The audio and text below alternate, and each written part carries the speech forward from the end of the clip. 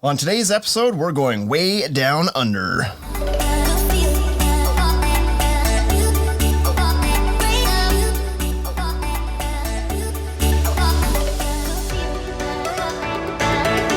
Welcome back to the Ultimate Deck Podcast, where everything's made up and the points don't matter. you remember that old show? Yeah, that was a good show. I was sitting on the pooper this morning and that popped into my head for some reason, and I was like, what a great intro that was. What was that called? It was... Whose Line Is It Anyway? Whose Line Is It Anyway? Yeah. Drew Carey, right? Yeah, so Shane Chapman here with Wade Laurent. Happy to be here at the earliest podcast we've ever done. Maybe in history. Like for all of podcasts. For all of podcasts? Yeah, I think usually they're recorded late at night in somebody's basement, right? Anyway, the reason we're here so early this morning, it's not that bad. It's 7 a.m. We're usually here at 7 a.m. anyway because the store opens at 7:30. So it's not that early. But the reason we're here so early is because we've got a special guest from Australia on tonight. Tonight for him. This morning for us. Yep. And this is the only time that we can make work where somebody wasn't sleeping or working. Yeah. So, Bruce from Donegan Decking is joining us today. How are you doing, Bruce? Welcome to the show. G'day, fellas. How are you? We're doing well. Very good. A little extra tired this morning, thanks to you. Yeah. He was up anyways. That time you got up. I had my family is actually out of town last night, so I've got no kids waking me up all night. So I had a chance at a good sleep, and then we decided to do this first thing in the morning instead. So I thank you for that. It's going to make you feel even worse that I slept in this morning because I didn't go to work.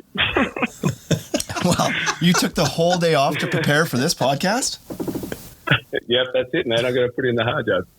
No, okay. I had to do some work. Oh, that's fun. Well, I don't want to hear any like oohs or ums or thought processes then if you've had an entire day to prepare for this.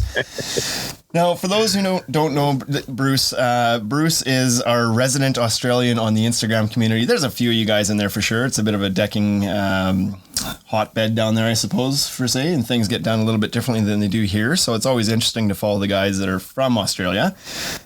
Your handle on Instagram, for those who want to follow you, is Donegan Decking, Donegan. Is there an underscore in there as well? Yeah, both. Underscore decking. Okay, and so Bruce, you're from Perth, Australia, correct? Yep, Perth on the west coast.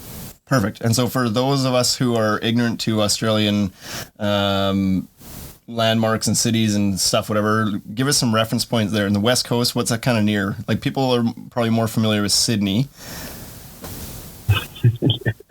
So I suppose you could say Perth, I think, technically holds the title of the most isolated capital city in the world. So there's not actually much around here. Like, we have lots of things, but not necessarily global landmarks.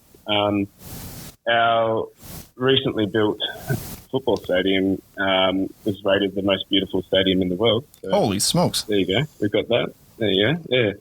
But basically, if you consider Australia is either pretty much the same size as the States or a little bit bigger. So if you talk from one coast to the other, that's Perth to Sydney. So, do you get it's just our chance to do this to you now because we're Canadians? We get this kind of attitude from Americans all the time on just like, oh, you're from Canada. Do you know John? Or are you close to Toronto? That's kind of what we just did to you there. So sorry for that. Yeah, very much. Now, Bruce, you build pretty cool decks. You got into the heat bending game. How long have you been at this? How long have you been building decks, and how did you get into it? Okay, so I've been a carpenter for a bit over 10 years now, basically, from when I started my trade. I went through a mature age apprenticeship, so I started late. The deck building, I started when I moved back to Perth, and yeah, just sort of found a passion in it and did that. So I've been doing that for about 5 years now. So. And always under, like when you were doing carpentry before, what was it called? Obviously, if you weren't doing just decking, it probably wasn't called Donegan Decking. No, so I did my apprenticeship under my father's business, which was Donegan Services, and the business was all Dad's a shipwright, so we did a lot of work on boats as well. But during the off season, during the off fishing season, we would do home maintenance carpentry, and which includes decks and home renos and that sort of stuff. So for a good portion of it, I was doing work under the old man's business, and then within the last 12 months is when we changed over to Donegan Decking. It's when we went out on our own, and we try to focus now mostly on decking as opposed to everything. But we do everything still, but it's mostly with a feature on decking. So I was going to say, I think I forgot that at one point you were called Donegan Services and not Decking. Yeah. Yeah. Yeah. Originally it was Donegan Services. Right. Sorry, what? I said I didn't remember that. So, yeah. I've only ever known you as Donegan Decking. Yeah. Because you see decking and make the link. Yeah. Or I don't spend as much time on my phone as Shane. There's that too. That's probably it. Now you're in your cold season right now, which is that correct? Like you were saying the other day, you have a hard time getting out of bed because it's so cold there right now. And by cold, you mean like your coldest is like +3 Celsius, which is about 40 degrees Fahrenheit. Yeah, it's like 3 degrees Celsius in the morning. I don't like it. Yeah, that's tough, hey? So you like, I'm assuming you still work year round. Like that's not too cold for a guy like you to get outside and do some work, though. No, I've still been working. You've been watching. I still get up and go to work. I tend not to do much on the rain day. So today it was raining a lot. So I took the time to get some of the bookwork done, and tomorrow I'm going to go into the yard and do some board bending. So just sort of swings and roundabouts. If it's raining, usually it's not too often we get multiple days in a row where it's raining. So if you just take the day off and then make it up somewhere else. Is it fairly dry there? Like, do you get many rain days in a month per se that you lose to rain? No, it's been a bit weird actually over the last few years. Summer we tend to get a week of rain as well, so we get a bit of it's up north of the state. There's a cyclone season during summer, so we get a week or so of rain, but it sort of blows over pretty quick. And same with winter, we get a fair bit of rain and then it sort of clears out and then comes down again for a couple of days and then clears out. So it's not too bad. It doesn't put you out too much. You just sort of used to it. I don't work in the rain like you guys do. I feel like we have to because we can't work in the cold.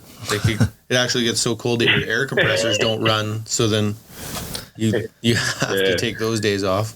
That spun me out when because that was one of the things I picked up from you guys that your batteries for your tools, right? You have to bring them in overnight. Yeah, if they get too cold, they don't work. Yeah, that's crazy. Yeah, that's not that we're building anymore, but that was definitely a thing when we were. Is like it wasn't too uncommon for you to take your batteries and warm them up on the dash of your car with the heat on blast, just so that they'd start charging again. Because we've got the issue otherwise during summer is we've got to watch out. If you leave your tool out in the sun, the battery will overheat like quick smart. Right. So. Yeah, we get the best of both worlds. We get that in the dead of summer, and then they just don't work in the dead of winter. Yeah. So very extreme climates here.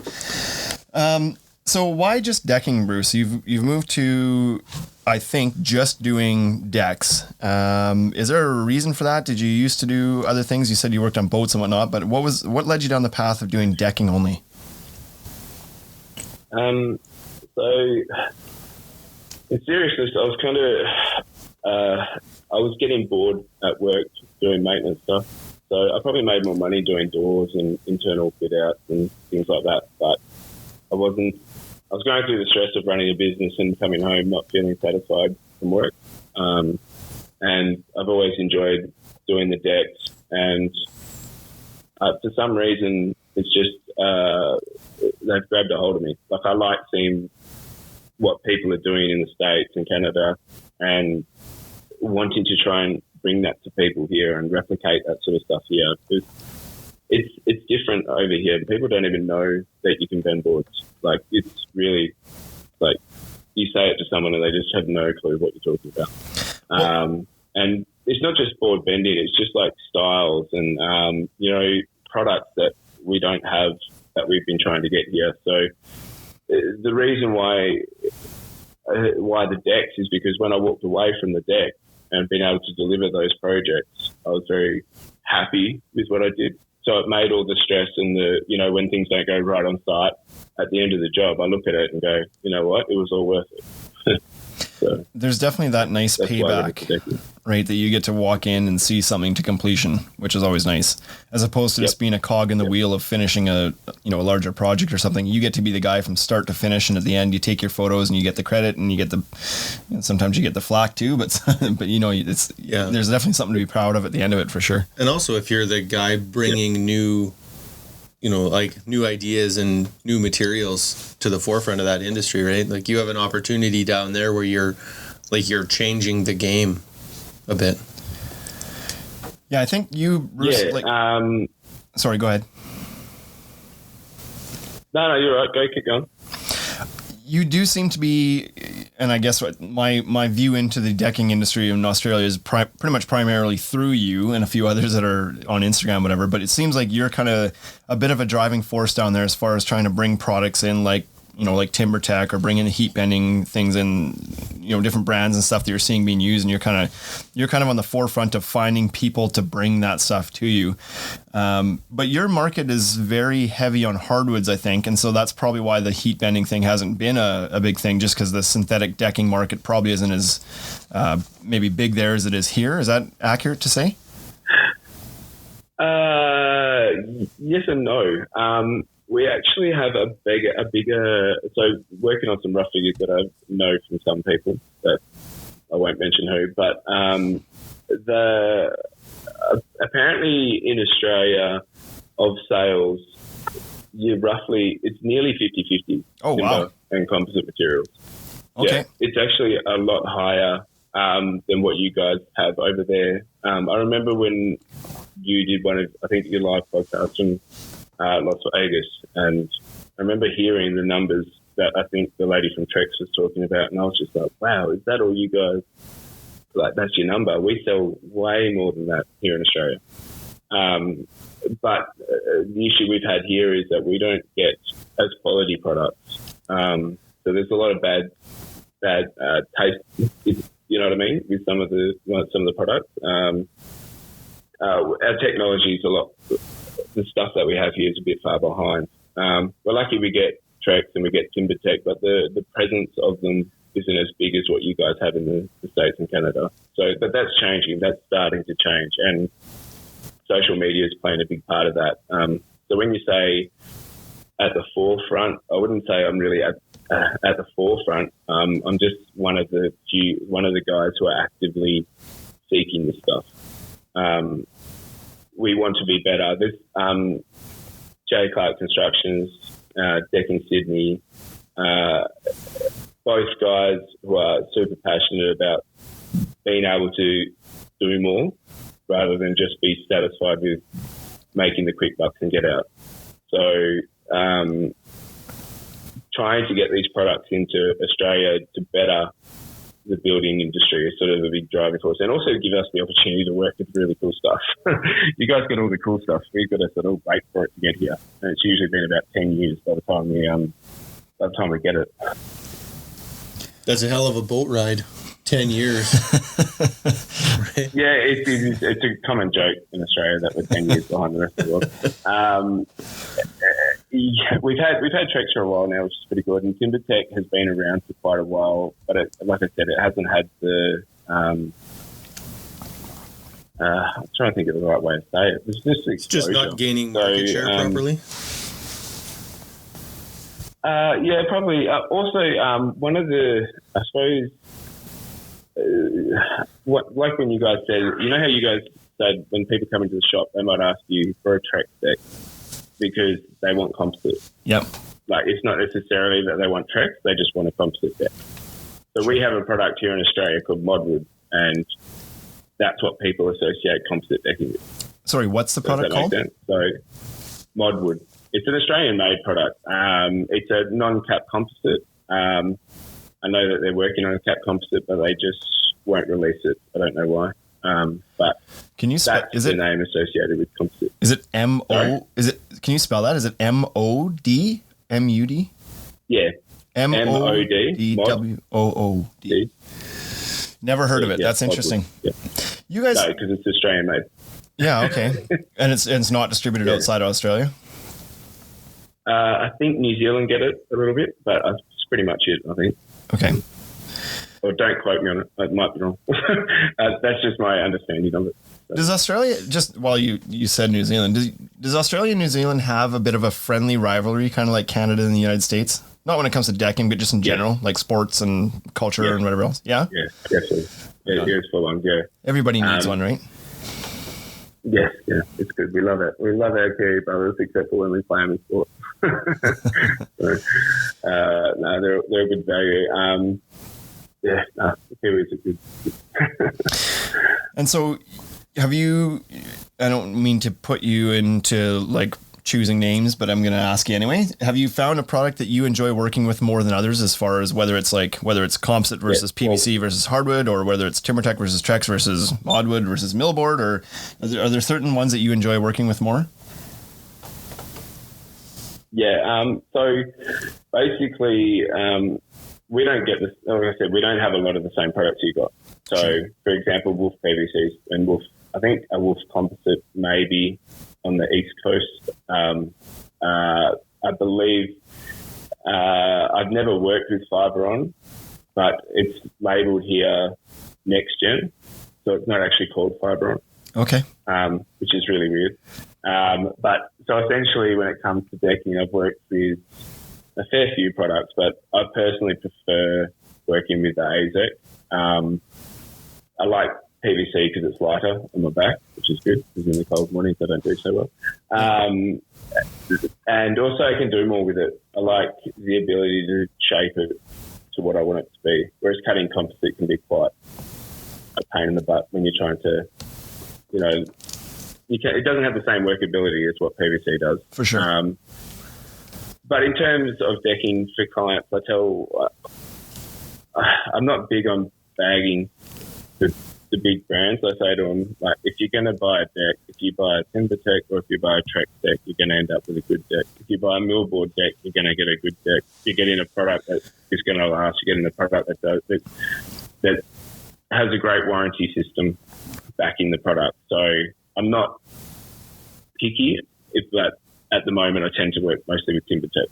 So you have just sort of how the chips are landing. It seems like you're up against it a little bit more than we might be with kind of other products that we wouldn't consider to be of great quality. It sounds like you've got a lot more of those kind of low cost, for lack of a better term, Chinese brands in Australia. Like they're definitely infiltrating here too. They're definitely got a big presence here now as well, but it's kind of more in the last 4 or 5 years that's happened.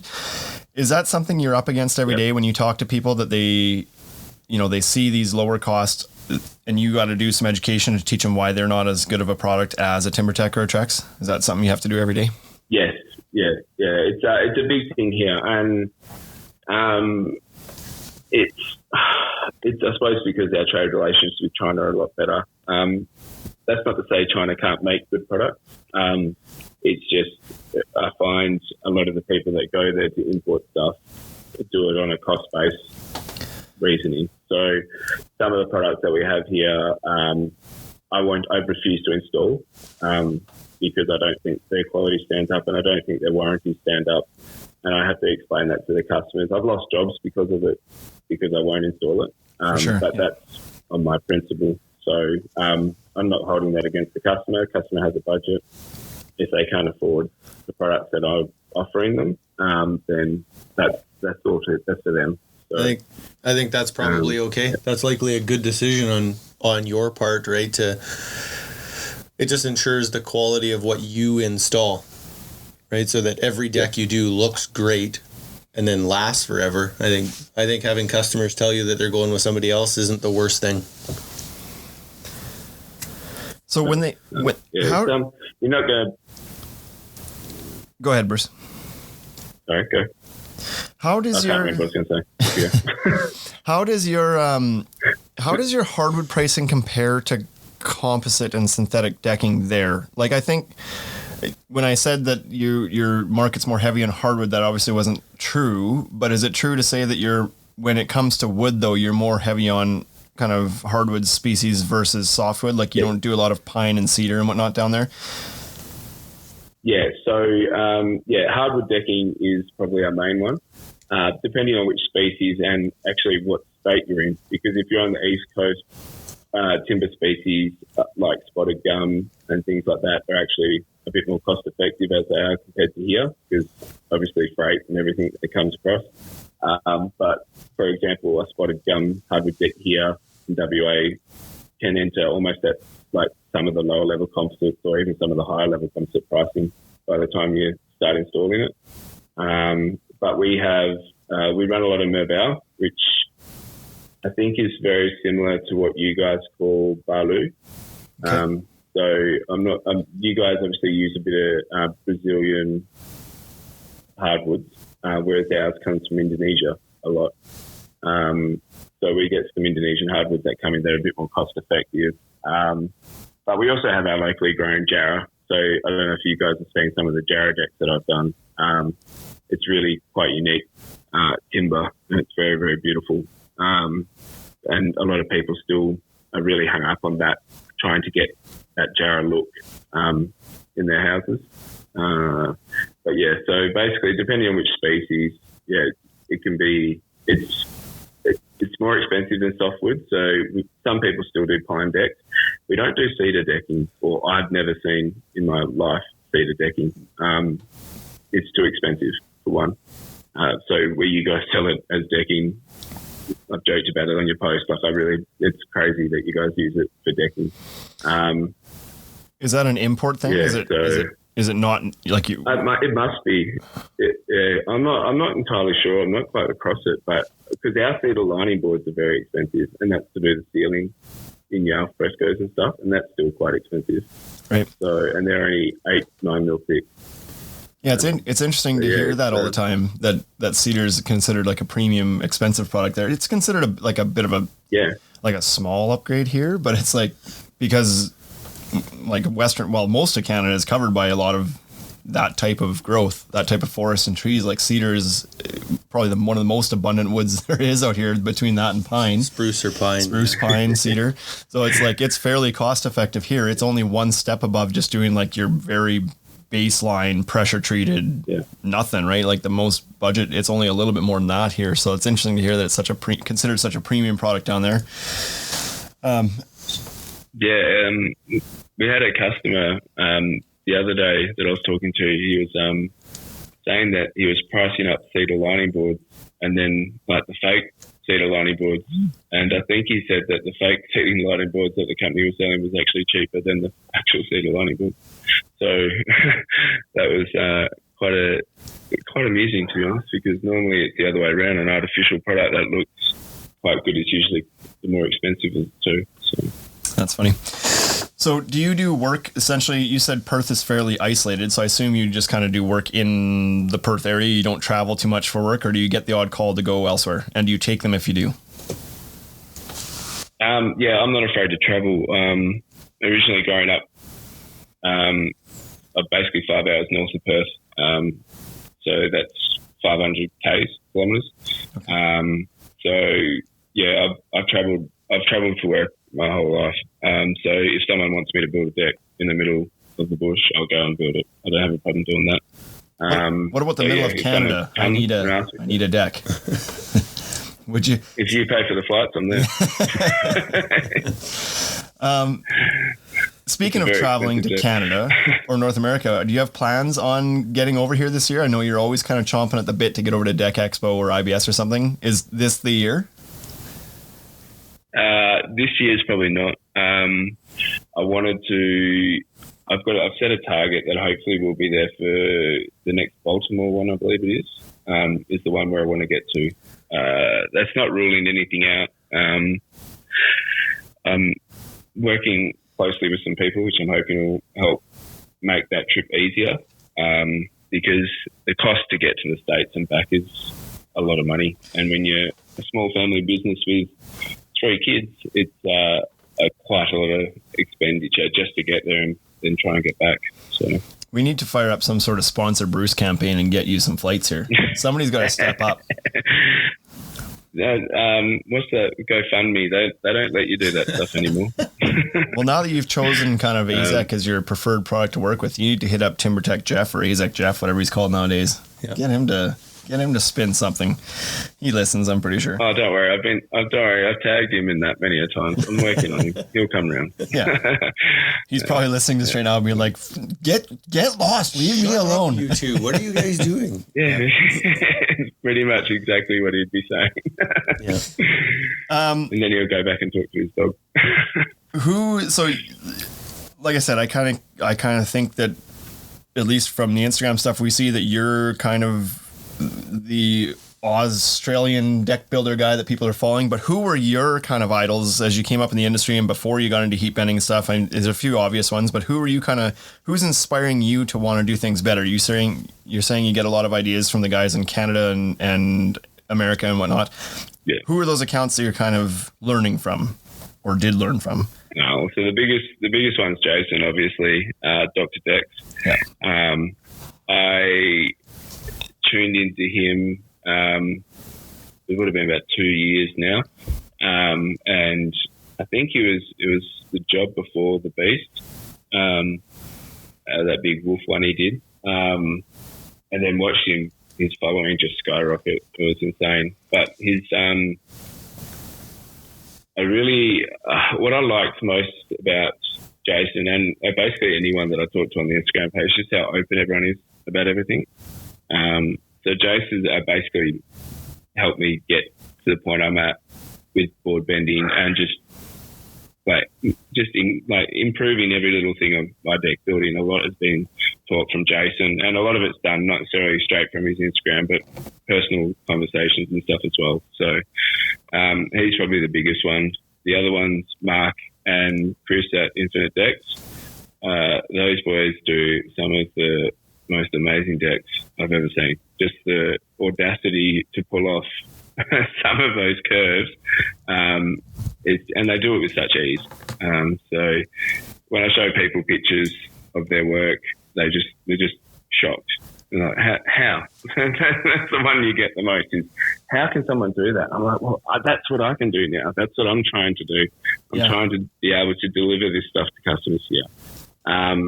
Early on in the piece, and I said this when we had our live chat a while back, Shane, early on in the piece, Fresh Decks was one of the first guys as well that I started following. Your early works with the stuff you were doing, and just how you communicated what it was you were doing was always a big impression on me here. It also gave me, probably your page probably gave me the most courage to go out and try and do it. Well, if that little dumbass from Canada can do it, there's no reason I can't do it. I knew you'd say that. Yeah. I think it was more that it was more relatable, if that makes sense. Like, yep.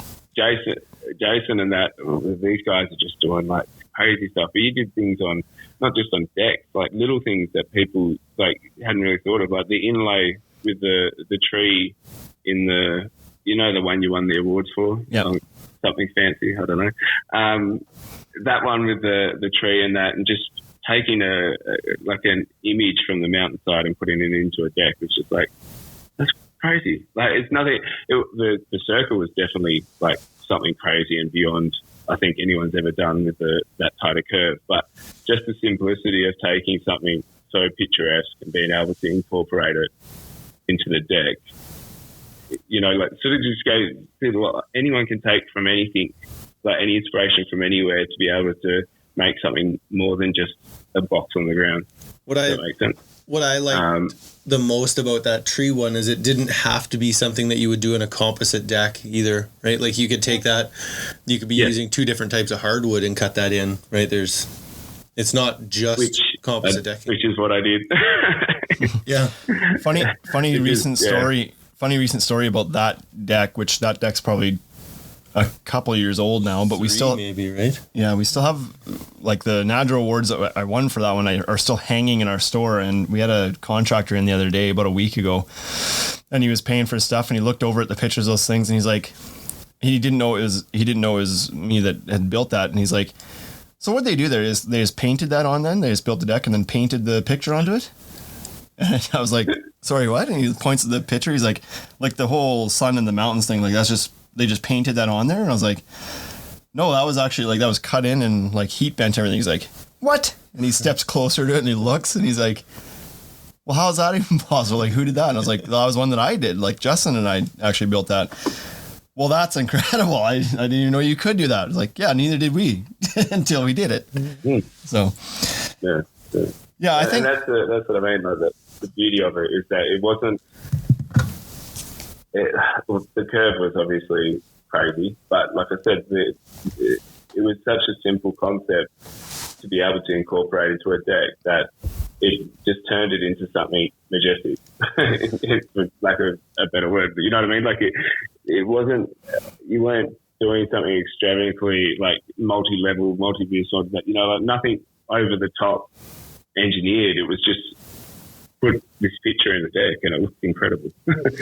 Yeah, I always liked, like, I was also following the same guys you were following and being inspired by them, but I never wanted to just do what I was seeing all the time. I always wanted to have my own twist on it, because I know there's some trends that people do and then and other people just do a bunch of them, like that Celtic knot in the corners. It looks super awesome, but once somebody's done it, it's like to replicate the same thing over and over again. Like probably 100 people have done that Celtic knot in the corner of a deck now, or the interlocking squares in the middle of a deck, or like, those are cool and those are good inlays, but once you've seen it, there's no imagination anymore. You're just replicating it. And so I personally never got a bunch of joy out of just replicating something else I'd seen. I always wanted to put my own spin on it and do something that hadn't been done before, because that's what gets the most attention, I felt. But so do you have any on your plate? Sorry, go ahead, Bruce. So yeah, basically, and that's what I meant by the most relatable, because that's exactly what I want to do with what I do. I don't want it to be the stock standard. I want it to be something a little bit different. And I drew from that designer. I did those flower inlays. So like I took a lot of like the courage of just taking something simple and trying to incorporate it into the deck frame. So that's where the flower inlays I did with the hardwood deck and the Fiji mahogany. Right, I forgot about that. Yeah. So yeah, that a lot of that comes from the fact that, you know, you can put anything in here. It doesn't have to be a square. It doesn't have to be this. They were putting an orchard in their backyard, so I went and I looked at the plant and I went, oh, it's a plant called Gerald Wax. But what if I just put the flower in there and then do two of them? Yeah. And I drew it up and I sent it to them. They were like, "Oh my god, it's amazing! Do it!" I was like, "Cool." The other one I liked seeing you do, because I had this idea for quite some time, was that curved bench that rises up out of the deck. That one I had on my plate for a while. I had actually done some 3D designs, and was just waiting to find a customer that wanted to do it before I did it. And then I quit building. And so when you took that one, I was like that was awesome. There was one picture I saw one time, and I don't remember who built it or whatever, but there was a hardwood deck that had a similar kind of bench that came out of the ground, but it was out of hardwood. And that was kind of my inspiration for wanting to do, excuse me, not just a bench out of it, but I wanted to actually transition from tier to another tier, kind of that way. Yeah. And so that was my goal, to eventually do something like that at some point, but then I didn't. So it was cool to see somebody do that. Somebody take that on. Yeah, no, I've had that. Yeah, I was saying, I think I know the deck you're talking about, and that's the same thing in my mind. I was like, I need to do this. I need to get this out of the deck and just make it. I called it the Fluid David, because essentially it's all one thing. There's no break in it. There's no. It was just a one fluid motion from the decking floor to the bench seat itself. So. Yeah. Bruce, I got to step out. I got to go open the store. It's 7:30 now, so I'm going to leave. You can keep chatting with Shane. Thanks so much for the chat. Glad to talk to you again. Yeah, man. Catch you, buddy. Stay warm. I will now. Okay, yeah, it's 7:30 a.m. here, which means the store opens, so Wade's going to go take care of that, but we can keep chatting a little bit here. So there is zero benefit to, well, I don't know if it's zero, but there's very little benefit to you joining a group like NAJA, because they just don't have an Australian presence. But is there a part of you that kind of wants to get in there and submit some of your jobs for the awards part of it? Or do you have a similar organization in Australia that you can get some kind of props from? I remember one night I had a few beers. And I did message them and said, hey, do you take international? They said no. But I have been in talks with a couple of guys in Melbourne, and I know of a guy who really wants to try and get an Australian version in place, which I said to him, I said, can I be a part of it? I just want to see this sort of thing happen. Yeah, it would be amazing. Just to recognise, because they have builders awards and all this sort of stuff, but there's not a lot of recognition on the guys who are actually doing the building. So something like that would be really cool to see. And then it can, and hopefully be open to everyone, not just the big landscape companies or big building companies who have all the money. So That would be a dream to see something like that. It'd be cool.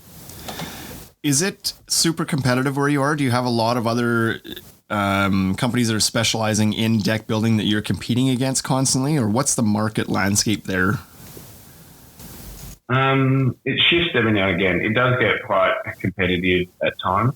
There's lots of, like I said, lots of low balling. Sometimes there's a few other companies in Perth that are on Instagram as well that you can find that are doing some pretty cool stuff.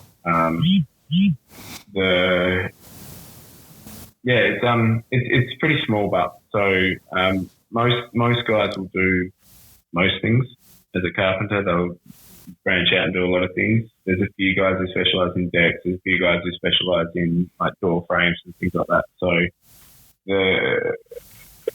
most will try their hand at most stuff, but essentially, I think there's probably there's a few of us here that are specialised in the decks, but then you've got to compete with every other carpenter who needs the work at the same time. So. And you mentioned that you spend a lot of time looking and seeing or following what products the North American guys are using, because that's kind of, you feel like the industry is a little bit further ahead here. Are there some products that you're using in Australia that you think like, boy, this would really do well elsewhere if somebody knew about this, or if they got distribution outside, if this got to Canada or the USA, this would really catch on? Are there products that you're using that kind of you think are kind of unique, but would be mass adopted if they were to get outside your borders? Not sure about mass adopted, but there are some products that sneak in every now and again. I was surprised when you guys said you don't have millboard. Not that I do a hell of a lot with that product, but their driftwood plank board is something I've never seen anywhere else, and I was really surprised when they said they don't actually export into America or Canada. So when I mentioned it to people like yourself, you're like, what?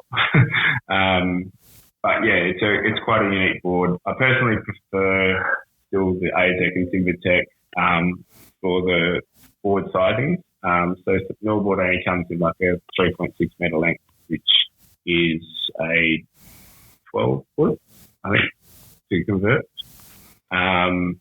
12-foot board is their maximum length. So that sort of hinders how you can design it, design with it. And also it's a pretty unique product. So it's like a fiberglass composite. So it's not your traditional wood plastic, and it's not a PVC, and it's not like a Eovations or anything. It's completely different, and I don't know of anything else in the world that's anything like it. So there's probably one that would, if they could afford to export into America and Canada, would probably take off with some of your higher end products that are looking for that sort of weathered look. Right. There's some other products coming into the market which I'm really keen on. I'm actually working closely with a product as well, which will hopefully take on. So if you keep an eye out on my page over the next couple of months, I should have some more info on it, which I think will be really good. But otherwise, yeah, pretty much it's pretty slim pickings. A lot of the stuff we get comes from China. So some of it's good, some of it's okay, some of it's pretty rubbish. So you got massive amounts of stuff. I think Millboard's probably the only one that comes in here. That's actually from England. So you got to give us a little bit more insight into what you're talking about here. What are you working on? Is it railing, decking? I've been watching you guys and everyone in America pushing their way onto helical piles, and all that sort of stuff, which we have here, but in Australia, it's similar to what you guys have. You've got the big machines that drive these big massive footings in order to build decks on. A product that I'm looking into is engineered design screw pile that you don't need any massive machinery for. Okay. Which allows you to do it yourself. So for, say, somewhere in WA, like where I am, there's a lot of houses where you can barely get a dingo, or I think that, do you guys call them dingoes, the little bobcat, mini bobcat? Yeah, they exist here. Yeah, landscapers use them a lot. Yeah. Yeah, the little ones, but we can't even get them down the side of houses in some spots here. So, this product's going to take away all that sort of thing. So it's actually out of Denmark, and it needs a bit of tweaking, which is what I'm working with them on, to make it a product that I think will be very universally recognised and beneficial to a lot of deck builders. So, interesting. If it comes on, it's going to be pretty good. So I'm pretty excited. Yeah, we've got, I don't know exactly what you're referring to. I'll have to do some research, but there's, I believe Pylex is a Canadian company, if I'm not mistaken, Pylex. They make kind of I call them a light duty screw pile. They're 50 inches long. So that's probably like 1.2 meters or something. The helix on them, like the spline on the bottom is only a 6-inch, I believe it is, plate on it, but you hand drive them. And so I've actually used some of them on my deck. You may have seen whatever, they just drive in, you put a 2x4 in them and get some leverage and you can twist them in. So they're kind of a light duty version of a helical pile, but they have a purpose for some smaller projects, or if you want to use 10 of them instead of 3 regular piles or something like that. But the problem with the problem here with that you don't have is the frost depth, right? So you're not battling frost like we are here. No. Yeah. So it'll work really well, because helical piles apparently work really good in sandy soil. So that's basically all of WA. Right. But this product, I might as well name it. It's called Ground Plug. It's out of Denmark. I'm not a big fan of the bracket system that I have on at the moment, which is part of what I'm trying to talk to them about and change it up. But it's you drive it in with a rattle gun, basically, which you guys call, I call it rattle because I'm lazy, impact wrench. Yes, okay. And you drive it in, it's a big screw, and essentially it's engineered, depending on which size one you go with, but it can go past frost depth, it can do all that sort of stuff, and it can be rated to tonnage, and I think one of them's rated to like 3 tons. So wow. They're not, they're a very clever design, but it still needs to, from where we are, it still needs a little bit of tweaking, but it has a lot of potential. I'm very excited with hopefully trying to get that to take off here in Australia.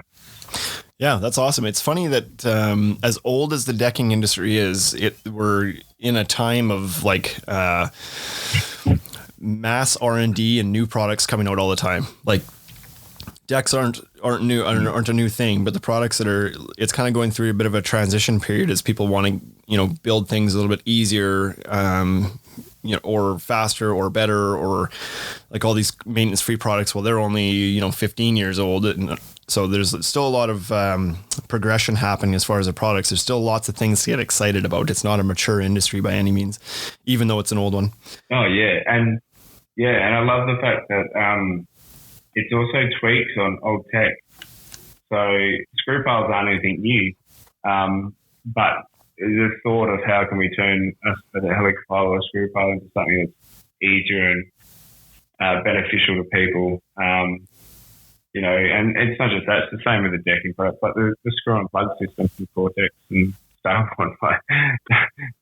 You guys, it's second nature to you guys. So over here, but like, that's crazy. Yeah. I don't know how many, it hasn't been something that's been here regularly. And it's a very simple design. It's a very simple concept, but it's a tweak on a screw and plug that you used to do with your timber. Yep. That no one really thought about doing for a long time, and now they do it. Yeah. There's plenty of scope. out there. Absolute I genius. love the way the industry is. Yeah, who would have? Wish I had come up with that idea. Yeah, would have made millions. Yeah, but yeah, it's so much. There's so much happening, and there's so much coming on technology wise. That it's very exciting times. I think anyone who's like interested in decking. Yeah, it's got to be in part due to the people that are in the industry, right? Like everybody that's in the decking industry is a creative mindset from the get-go, and it's carpenters that are born and bred to solve problems, right? And so it's an industry where if somebody runs into something that can be done a little bit better, it's only a matter of time before somebody thinks about how to do it better. And so I think that's where all this innovation comes from, is like these creative minds who are problem solvers. And so there's just always something new, right? Like who knew, even with like hidden clip fasteners, who knew that could be improved upon until Camo came out with their new edge clips, and that seemed to be catching on with everybody. It's like, well, what's there really to improve on? I wouldn't know. They haven't sent me any. shots I'm still fired. Waiting. Yeah. So I'm waiting, Camo. Send me some so I can. I've been asked about them multiple times by people. Like, what's your thoughts on the Camo? I'm like, I wouldn't have a clue, mate. I haven't sent them yet. So don't feel bad. They haven't sent me any either.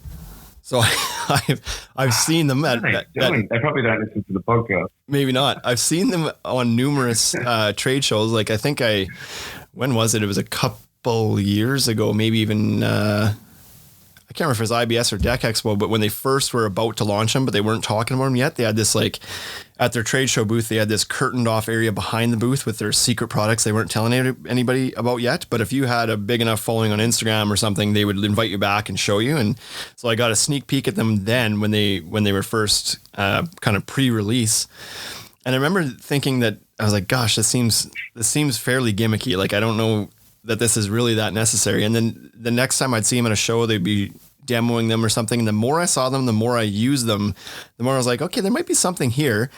And then you start seeing people actually using them in the field. And I don't think I've seen a negative thing yet. Every single person's like, these are amazing. We stopped using whatever clip we were using before. These are so much faster. And it's like, that's pretty cool, because I never really thought about there being a problem with the other style of biscuit clips before. Like, they were good. They were an improvement on face screwing.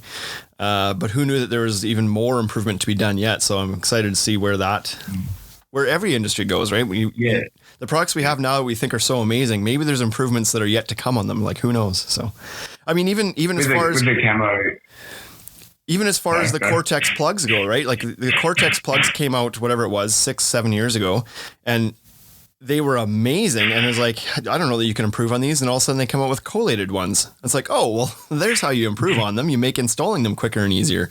So who knows what's next? Yeah. With the camo,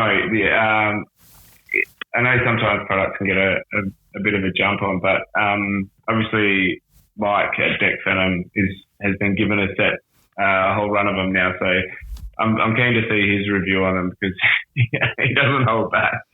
So if you think they're good, then Camo really knocked it out of the park then. Yeah, that's right. Yeah, it'd be interesting to see. Yeah. So, but yeah, there's a few of those products coming out. And even the deck board tech. Like, I know you guys are pushing the decorators, innovation stuff a fair bit up there.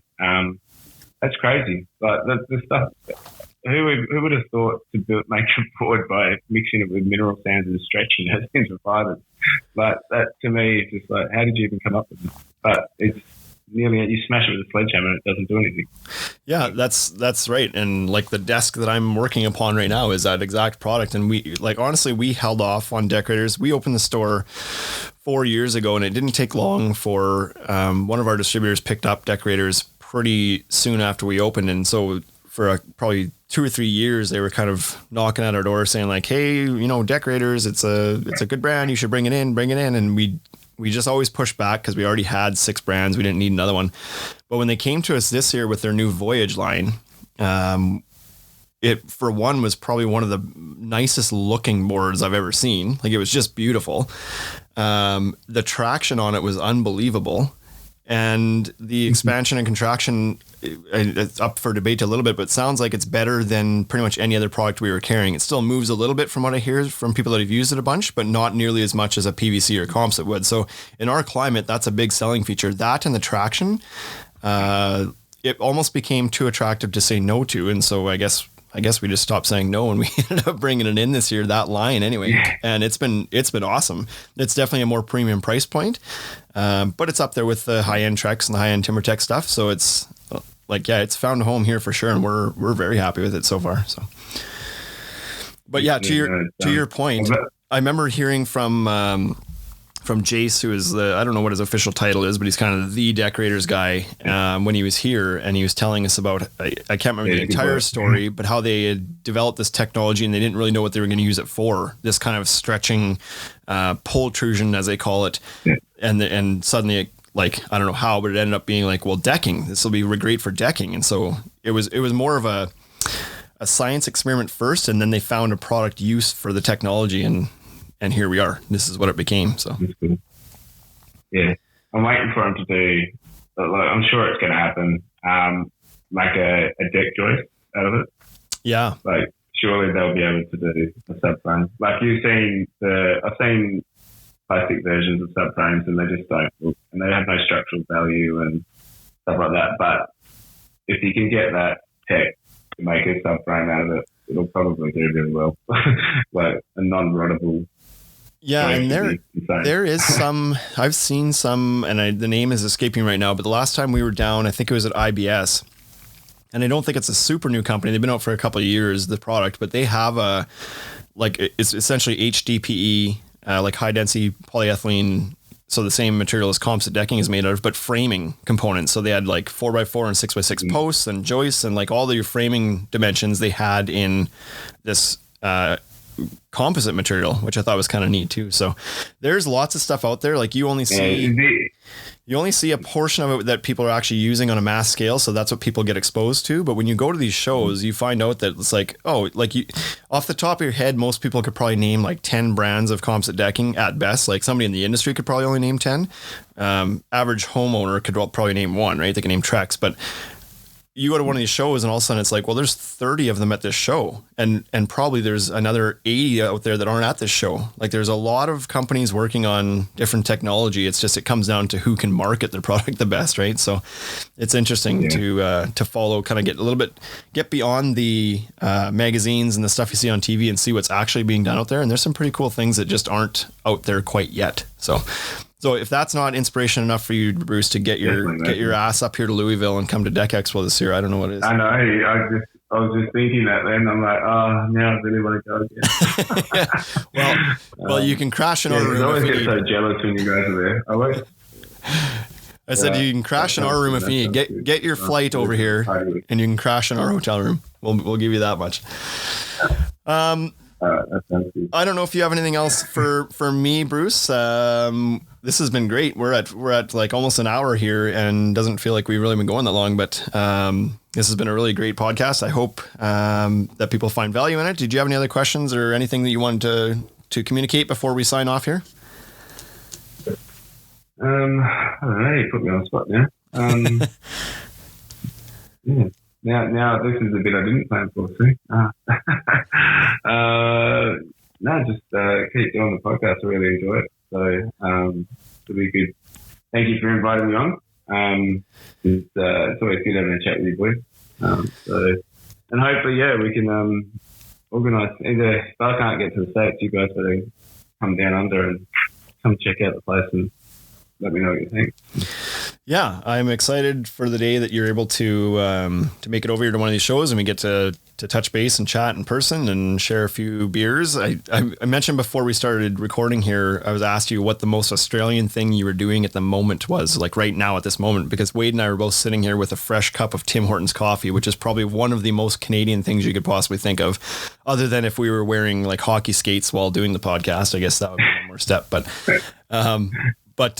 looking forward to the day, because that, to your point earlier in the podcast, this whole Instagram community is amazing, right? It's just everybody's so open and willing to share, and it didn't always used to be like that. I know you kind of referenced back when I was still building. I enjoyed the sharing the how-to stuff, kind of not just the finished product, but the how-to. And that's where the real value is in the community. And I think those are the guys that are doing well on Instagram as far as their followings, are the guys that are teaching other people how to do things, not just showing you the end result. So it's a very valuable community. And it's not just the deck builders either. Like it is for us specifically because that's what we're into. But if you look at there's awesome framers who do some crazy house framing, and you've got I think his name is Thomas Aaron Aquinas, I think it is, or something. He does tutorials on the whole range of carpentry. There's so many guys out there just educating people, and it's making everyone better carpenters and better builders and better deck builders. And it's crazy because normally it's your tradesmen that teach you how to be a good tradesman. Now it's people on the other side of the world teaching you ways that you can solve problems that you hadn't really thought of, that you can incorporate ways to build stuff to make it better. And it's good when you see it go back and forth between the two places. Like I've helped a couple of people out in the States or something. They're like, oh yeah, we love watching your stuff. I'm like, I'm learning off you guys. What are you talking about? I'm trying to take everything from you. And they're like, no, this stuff, what some of these things you've done. I'm like, to me, it's second nature, but to them, it's something that hasn't popped up before. And I think it's a really unique thing for people in the trade that you can share this sort of information and knowledge. It's just really cool. Yeah, it's for sure become probably it's a game changer for people, because like you said, everybody's driven now to do something better than what they've seen on Instagram. And of course, a lot of what you see on Instagram is somebody's perfect shot at the end, right? Like what people don't understand sometimes is looking at a guy like Jason or guys like Infinite Decks, whatever. They see this finished product, but they rarely see that those guys go through the same miscuts and things that aren't exactly perfect. I do it all the time. But you don't see that as much, right? You don't see those things. So then you strive for this perfection that's not even real. You strive for it. But the result of that, though, is that everybody's doing things that are way more precise than they probably should even be striving for. But it's resulting in some pretty awesome stuff that's out there. So it's definitely a great. I've kind of taken that and tried to not, like, I call them money shots because that's what they are. They're the ones that make you money. For sure. But I like to try and keep as much of my stuff on Instagram as well as possible. Because building a deck isn't glamorous. That's right. 9 times out of 10, I'm stuck covered in concrete and, covered in dirt, and it doesn't look pretty, and the deck doesn't look perfect while I'm building the deck. Yeah, that's right. And I remember it was actually an article I read about Jason about when he was really taking off, and the article was in one of the local magazines or something in Seattle, and he was saying about how probably the best thing about what Jason was doing was that he was keeping it real. He will show you when he makes a mistake. He burnt a board and he rolled it up and said, "Oh, that didn't work," and threw it in the bin. Like he said, "No, I want a snail." Like that sort of stuff. I think people underestimate how important it is to show people that you make those mistakes. Yeah, well, that's what makes you more relatable. All day, every day. Yeah, I do it all day, every day, and I'll do dumb stuff. I think one of the best stories I ever posted was that I called myself a muppet because I nailed the joist to the wrong side of the line. Yeah, even though I had an X to mark which side to mark, and I'm like, God damn it, let's do it again. And I think I had about 10 messages from people going, "Oh my God, once a day." Oh yeah, everybody does that, right? The difference, everybody makes mistakes, everybody misses the cut, everybody does the wrong math, everybody does that. The difference between the good guys and the bad guys is the guys who take the time to actually go fix their mistakes and not just say good enough, right? Yeah. So there's and own it. You always make mistakes. You always fix it. That's it. You own it up and say, "Oh well, I screwed it up." You fix it. That's it. So, yeah, it's good. But that's why I like posting that stuff, because I'm nowhere near. Yeah, well, like you said, that just makes you more relatable, and people like that. They like to see that they're not, they like to see that what they're aiming for is not unachievable. They don't want to see just the perfect stuff. It's like, boy, I don't even know if I could do that. It's like, no, it's nice to see that somebody took 4 tries to get that right. Like it wasn't perfect out the gate. Not nobody's perfect, right? So anyways, Bruce, I really appreciate you taking the time out of your evening, I guess, to spend some time with us chatting about decking, because that's what we love to do. So I appreciate you avoiding your kids for a little bit. It sounds like you got a bit of a job there. So I'm really looking forward to the day we get to meet, man. So I look forward to the day you make it out to one of these shows to kind of hang with the community. Until next week, folks, I appreciate everybody tuning in. Thank you, Bruce. We'll see you again. Thank you.